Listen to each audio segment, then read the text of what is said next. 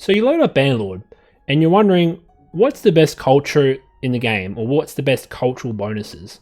Okay, warbanders. Today I'm going to be doing a tier list on, basically what are the best bonuses. And we'll start off with the Valandians. I'm going to give them a solid, a solid C tier. Now, they're my favorite faction in the game, but they're not the best in terms of bonuses.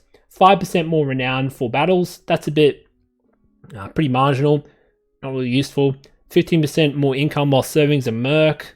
That would be useful for a mercenary playthrough, but not really a conquering playthrough. So I'm assuming a lot of people do a lot of conquering and not a lot of mercenary play. So, that's decent. That bonus is decent, but not great. 10% production bonus to villagers bound to castles. Again, that's pretty good for the economy of your faction. It increases the prosperity of your towns or, your villages, just equals more taxes basically. So that's good. But, 20% more influence to create armies is a big, hefty debuff. That's just going to slow down your growth in terms of your conquests. And, that's kind of... So I'm not really a big fan of those bonuses with the Valandians. Next up, we got Sturgians. I feel like they're pretty strong, so I'm going to put them in A tier. While infantry is not stronger than cavalry, I believe, 25% cheaper recruiting and upgrading infantry is pretty strong, in my opinion. That's going to allow you to, build a high tier army very quickly and very fast. Armies lose 20% less daily cohesion. Now that's really important for keeping your army in the field against the enemy. That's really important, so that's a really nice bonus. So that's definitely going to be an A tier. But, their debuff, 20% more relationship penalty from king decisions. So that's when you make laws that, or decisions, the policy decisions that laws don't like. So but that's pretty manageable. So that's why it's A tier. There's not many downsides with Sturgians. It's pretty versatile. So you guys. So next one, Empire. I have to give it. Oh god, probably a B tier. I reckon. Or it's either a B or a C. So their buff is the 20% less garrison wage. Now that's important in the early and mid game where you don't have a lot of, you're strained for cash, but that becomes less of a problem as you transition to the late game where you have a lot of towns in your control, lots of taxes, lots of caravans, lots of workshops. It's all adding up, it's all snowballing. That becomes less of a useful thing. Being in an army brings 25% more influence. Like, you have to be in the army to get that influence, and that's a pretty decent buff. I'll give them that. But you have to always be in the army. Like, you always have to be in a combined create army, which is going to be a little bit, inflexible, I believe. And their debuff, village hearths increase 20% less. So that kind of stifles your economy a bit, which is why I bring it down to B tier, because your economy is going to suffer with that 20% debuff on the village hearths. Now, Aserai, they're definitely in S tier. Trading is really strong in Bannerlord. You can make a lot of profitable trades, and their main buff is that caravans are 30% cheaper, so you can probably spam them out as your renown increases, and you're going to be rolling in cash basically. And the no speed debuff on desert is super strong, right? You're going to be fast in the desert, you're going to catch up with a lot of enemy armies, you're going to be super mobile, right? And the daily wages, like their debuff, daily wages of personal party increased by 5%. That's very marginal. You can overcome that pretty easily. So there's no downside to Aserai, really. Like, no downside. So if you're going for a trading playthrough, Aserai is a great choice and also a very versatile choice.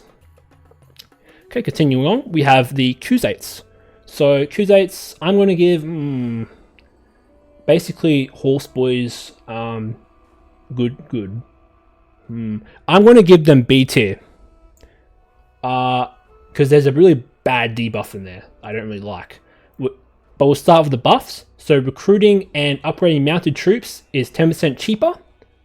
So as I said before, cavalry is very strong in Bannerlord, including horse archers. So, having that, cheaper cavalry is going to be a great thing. And, upgrading, it's going to make it easier for Khuzaits to snowball. 25% bonus to horse, mule, cow, and sheep and villagers owned by Khuzaits. Now, I believe, that's increasing the production of those goods, so you're going to just get more economy, basically, more prosperity, so that's going to help your economy. But, there's not many bonuses there, but not many bad things either.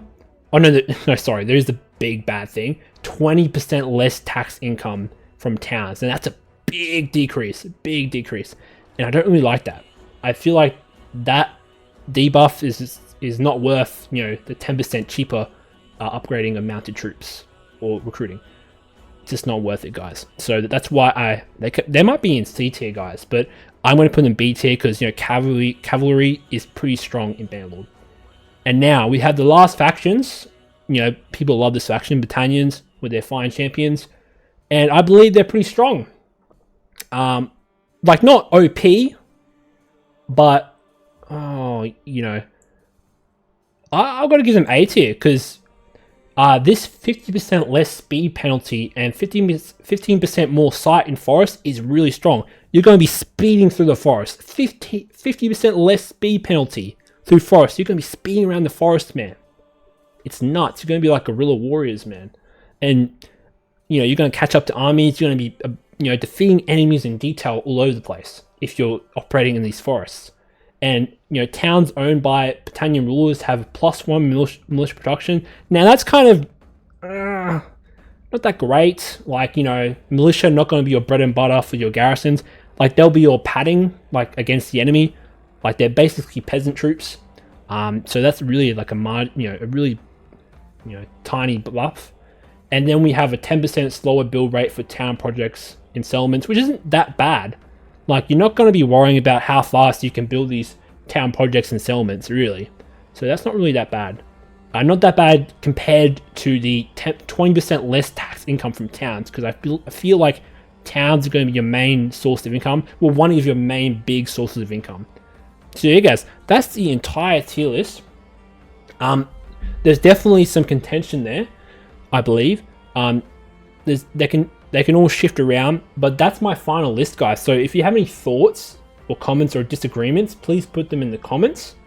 But that's my opinion on the best what are the best cultures sorted, and I feel like that's pretty accurate. In my experience of 300 plus hours playing the game. Of course, these could all change in the next updates. But yeah, guys, that's the tier list. I hope you enjoyed.